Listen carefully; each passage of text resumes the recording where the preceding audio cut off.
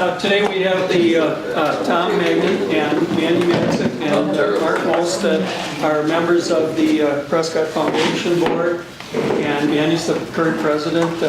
I had the honor of serving on that board previous to them, and had a little bit to do with recruiting them as new board members because I knew they do a sensational job, which they have. So I'll let you hear them tell us about what's new with Prescott Foundation.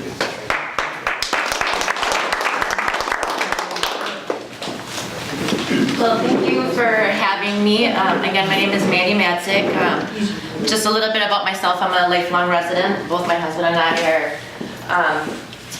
community members. My husband's on the school board. He's the school board president, Mike Matzek. Again, we've lived here our whole life. We're raising two children. Bennett is a 7th grader and Jackson is a 5th grader. We both are very active in our community and our churches, and coaching our children, and involved in education. And so it's groups like this that really kind of bring it full circle, and so it's really nice to be here for what you guys do and the supporting of the students and the supporting of the schools. So right here is our annual appeal and financial report for the 2017 and 2018 year. The Prescott Foundation, if you don't know about us, we are a philanthropy group that collects donations and monies, and we collect grants and then disperse those grants out into the community. We kind of focus things around, definitely supporting of the Prescott community, the Pierce County, and the schools and education. And like Shar said, we love to be able to help so many people in the community with like the Secret Santa stuff like that. A couple big things that we've done over the last couple years that we're really proud of. Well, first of all, we do grants of all sizes, and big ones and little ones. And the little ones, are for Chromebooks that went into St. Joe's, feeding, bringing pancake breakfasts up to the senior center over the holidays. Just so, like I said, big and small. We accept any, we enjoy giving money for anything that we can do. But a couple ones that we can highlight for the year is the mural. You can see that. It's gorgeous, gorgeous murals that were painted in the respite care rooms at Have a Heart Farm. So we paid for the supplies and gave a little bit of money to the artist to take her for her time for doing it. The bicycle repair station that is now completed downtown by the bridge. Cool little thing where bikers or bicyclists can come and get some water for their dogs or for themselves, and if they need repairs for their bicycle. And then there's also a really cool runnel. How do you say it? You're right. Runnel. That goes underneath the bridge, so they pop their bicycle up, and because there's only stairs, and then they just roll the bike right up to the thing, so they don't have to carry it. So that's a pretty cool little thing. Again, here's some cute little girls that are enjoying their Chromebooks at St. Joe's that we did. So like I said, big and small, but one thing that has kind of changed in the last few years since I've been on the board is we kind of are trying to find a little bit bigger focus for the year, something that we really can feel proud of and have some bigger contributions. And it started with the big grant, I think it was $50,000 for improvements in the auditorium. So improvements, there's walls, some acoustics, and some sound. And I heard a stat from Dallas on the radio the other day during the basketball game. That auditorium, there was just this month, there's already been 9 performances in there. So if you've been in there, you can see what a beautiful place it is, and just another great addition to our new school. So that was $50,000. Drive down this way, or up and down that way on Dexter Street. We did a $40,000 grant to the school also to develop the ball fields, along with some assistance of First National Bank, and now we have First National Bank ball fields over there, 3 new gorgeous fields, and it really improves the layout for our athletic fields. If you've ever driven around town during the summer, those fields are in constant use. And so having 3 more fields really helps us, the athletic programs, keep funneling the ball players in and out of there. And then most recently, we just approved in December a $10,000 grant to the K-9 unit to help them get off the ground. So I believe it was somewhere it cost about $80,000 to get off the ground, or is it 50? 50. So the $10,000 grant, along with some of their donations that they've been getting and little programs that they've been doing since January, will help them, be able to have a little Kickstarter fund and be able to go out and get more grants to get to that $50,000 mark, so that they can get the dog, the training, the vehicle needs to be set up so they can have a dog in there too. So that's where a lot of the expense comes in. So that was a real proud moment for us to be able to let Officer Neely know that he received that grant. He was very, very excited and grateful.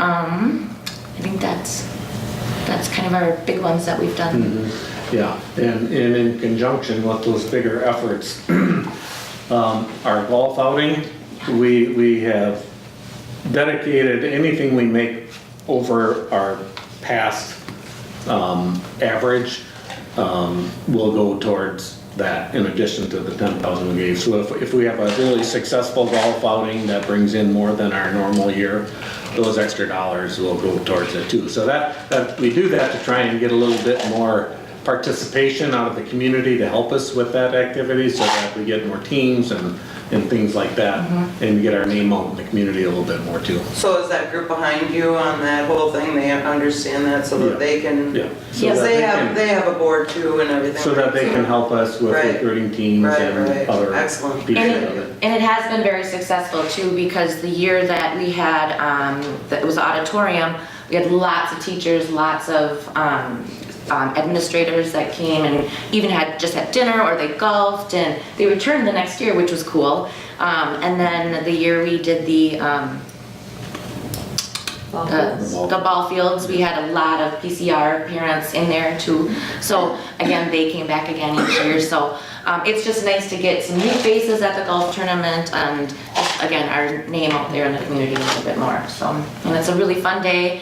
It's usually the first, where's Phil? Phil's not here. The first Wednesday of the second Wednesday of the month in August. So it's a great time.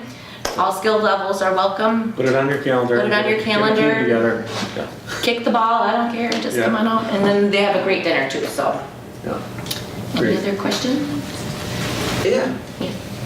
Can you explain to us, just explain to us the connection with the St. Croix Valley Foundation? Okay, good question. I was going to share a little bit about that. Good. Oh, If okay. anybody else has any questions for Mandy though first? But let me just mention one thing, a little bit about the way back in the history of the Prescott Foundation. Yes. There were actually 2 different foundations. There was the Prescott Educational Foundation, which Carol was instituted and played a big part in getting going. And then there was a Prescott Foundation, which Neil Dermott and Matt Bitzer got going. And then after a few years, those merged into one organization. And I just wanted to mention that Matt passed away about a year or 2 ago. But I saw his wife recently, or actually this summer. And she said that one of Matt's the things that he enjoyed most, and looking back, was getting this started, getting the foundation started, and seeing what it's done in the future. So Yeah. Carol's one of our founding. Yeah. Yeah. So. And the Prescott Foundation is a big supporter of Freedom Park as well too, Right, so right. we have our meetings there. Yeah. Okay, good. All right. Hand those over there. Yeah. Got a couple handouts there, not enough for everybody, but you can kind of just flip them over. Mark and I are, again, part of the Prescott Foundation, but we are kind of a subcommittee that's been working with the St. Croix Valley Foundation. St. Croix Valley Foundation came up with this idea.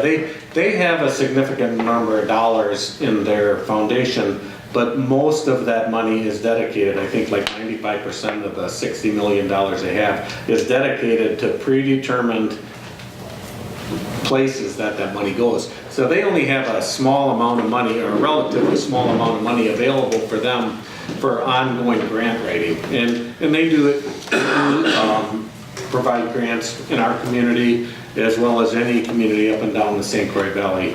But anyway, they came up with an idea, and it's kind of a long-term project, but their goal is to, it's not just St. Croix Valley, they are partnering with 10 other affiliate foundations, Prescott being one of them, River Falls, Amory, Hudson, all the way up the river. So there's 10 affiliate foundations. We work with them on different things. They kind of are the people who handle our money, keep it invested and administer all of the money we distribute. And they do that for all of those foundations, which takes a big burden off of us locally because we don't have to have the technical and the fiduciary types of responsibilities. They take that on for us, so that helps us a lot to just deal with grant writing and fundraising.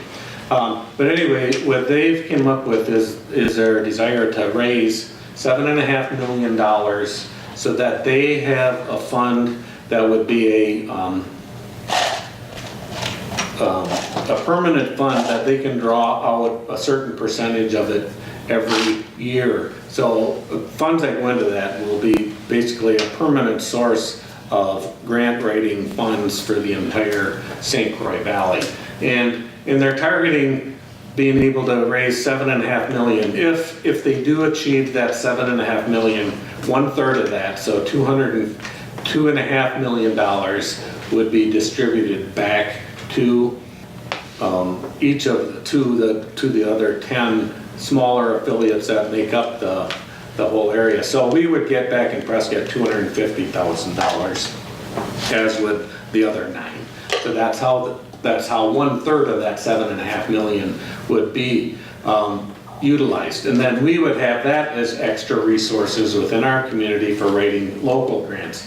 But their vision is to try and create a fund that provides for the opportunity to address bigger, more widespread types of issues. And examples of that might be homelessness or drug abuse or mental health, things that touch on every community, but there's not necessarily funds available in each small community to address those kind of things. So having that extra resource would allow them to be a participant in helping to deal with those bigger kinds of issues that kind of cross borders and are not localized like our ball field, things that are more universal needs up and down the valley. So that's their goal, and the way they're hoping to raise that is to tap the shoulder of philanthropic people in our communities and try and get some significant contributions in that manner. And so Mark and I are working locally with them, as are other people in these other communities, trying to help come up with dollars to create that fund that would then be a permanent resource for any and all of us up and down the valley. So that's kind of in a nutshell with what's going on. And we've got probably another full year of activity that Mark and I will be working and trying to contact individuals within our community to see if we can do our share and trying to achieve that $7.5 million goal. So, any questions? I was going to ask how you go about getting help writing a grant, and/or is there some topics out there? It seems like you hear now and then different little projects that need, whether it's fishing contest or something like that the foundation might support if you were to write a grant. How do you go about doing that? Well, you can go online to the Prescott Foundation, the grant writing, or the grant application is right there, and it kind of just walks you right through it, so you can do it online, and if you choose to go that way, you know, anyone on our board would be happy to help and guide people on that, but I think it's pretty self-explanatory, and I think most of our grants that we're seeing are coming in through that fashion. They may have a question here or there and contact someone to get it clarified, but that's how most of our grants are now currently being requested. You encourage Yeah. Yeah, pardon me? requests, you encourage requests. Yeah. Yes. I think we need to think about that. Dar, and this is all on the website, the requirements and so forth, but Dar Hovel is our grant coordinator on the board, so her phone number is always on there too. So if there are questions, she usually fields them all, and then once the grants come in, she reviews them and then circles back if something's unclear, so that when we do go through at our meeting, we have, a lot of our questions are answered because she does the legwork for us, so that we can, vote and Johnny on the spot and not make people wait around. And if I understand, you prefer to give grants that don't fund like annual costs, like using the fishing contest. Like, but if we needed a scale to weigh the fish for this fishing contest, they would be used every year, like Yes. something like that you'd fund, but the prize you give every year you wouldn't fund. I mean, Yeah. there's a, Yeah, we have a rubric that we follow, to this, like, for example, is it gonna help one person or many? For how many years, the sustainability factor is a big kind of thing. And not to say that we don't support things that are annual, like we've done we help Freedom Park every year, we've done Shaw every year, the pancake thing that, the Fire Hall pancakes, we get those requests every year. Okay. But we do take that into consideration, like if, is it going to be something that you're gonna ask us for every year? But but for example, like a scale, that would be something that would be definitely more supportive. I just think we all need to just think about the foundation if we have a need or a cause. and- Yep. How many requests do you get every year? 10 or 12, I'd say, Yeah. is probably the average. Yeah, maybe about 2 a month, I would say. Yeah. So do you also, does the foundation, it's probably isn't saying this right, but do you go to other organizations? Do you write grants to other organizations to bring funds into it? No, so we fundraise through our golf tournament. Yep. And then the annual appeal is the only other source of funding that we do. So this goes out and we take donations from those people, from the people in the community. Businesses do donate to us too. And then again, we hold on to that money, invest it, and then draw from it as the grants come in. Another way of looking at it too is we like to focus on the startup initiative, like get the fields going, the ball fields, assist with the construction and enhancing of the auditorium and stuff like that kind of. But we don't do that in all cases, like the pancakes, breakfast, we think do that every year because it's a good thing. So, but we just have different ways of doing things. So. For your board, so a number of people I think have been on, in this room have been on the board, Penny, Carol, Rick, whatever. Is it a 3-year commitment, or how long are you guys on? 3-year term, yeah. 3-year term. And you can be renewed a second time, and maybe beyond that, but usually, I think that's kind of the norm. So, it's interesting how you get so many different people involved with the community too. Yeah. We've got a great board right now too. Mandy's a good example of a younger contingent that we're seeing be part of it, which I think is really, really good because they're really on the ground for a lot of the things that are coming forward. They have a good handle on it, and it's nice to have that be the case. And just so you know, you might even want to know the names of the people, just because you might be curious. So again, myself, Tom, Veronica Whittick is our treasurer, Miranda Green is our secretary, Dar Hovel is our grant coordinator, and then other board members is obviously Mark, Phil Helgson, Mark Helmer, Joan Corfage, Chuck Black, Jason Brazali, and most recently we approved Mr. Rick Murphy is going to join us in January as a board member too. So. And then the school superintendent's kind of an ad hoc member as well as the mayor.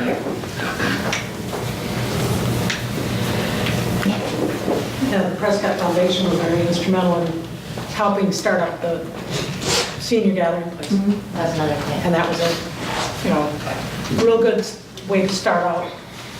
Good things jump-started, like Mark said, and that's a good example Yeah. of the kinds of initiatives that are probably right in our wheelhouse. And there's grants that come in for, like, if a teacher needs, I think we had one for STEM, a STEM classroom, helping, get them to have some supplies that they normally couldn't finance in their own classroom. We had one that was kind of fun. It was for, it was at St. Joe's, and their balance balls.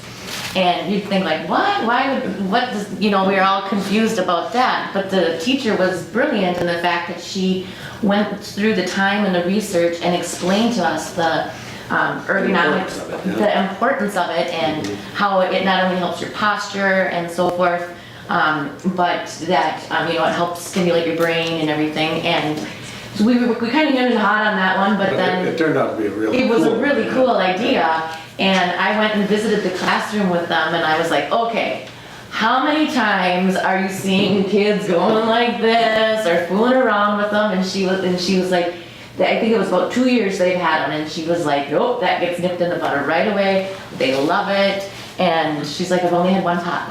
So, you can see the varying things that we have been able to accomplish, Right. Good example. Say, Tom, I just want to add one Yes, more thing please. about the St. Croix Valley Foundation fundraiser. Like Tom mentioned, the goal is to raise $7.5 million, which is going to be a huge upside for us at Prescott if we do raise that much. But it took us about a year to get really going and getting out and talking to people. But probably for 6 months so far this year, we were right around $2 million. So we're almost a third of the way to our goal, and we just getting a good start. So. Good. Wait, thank you.